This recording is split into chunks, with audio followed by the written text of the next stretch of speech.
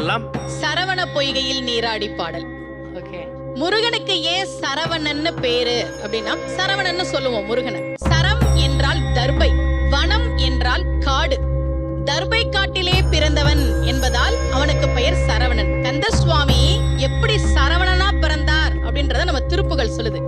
சக்கர பிரசண்டகரி முட்டக்கிழிந்து வழி பட்டுக்கிரந்த சைலம் தகரப்பெருங்கனக சிகர சிலமும் இழுத்தனி வெற்பும் அம்பும் என் திக்கு தடங்கு வடும் ஒக்க குழுங்க வரும் சித்திரப்பதம் பெயரவே சேடன் முடி திண்டாட ஆடல் புரி வெஞ்சிரு திடுக்கிட நடிக்கும் மயிலாம் பக்கத்தில் ஒன்றுபடும் பச்சை பசுங்க ஒரு பத்மபதம் கமல் தரும் பாகீர சில யோகேஸ்வரருடைய பரம உபதேசம் அருவி கைக்கு செல்லும் சரவணத்தில் பிறந்த ஒரு கந்த சுவாமி.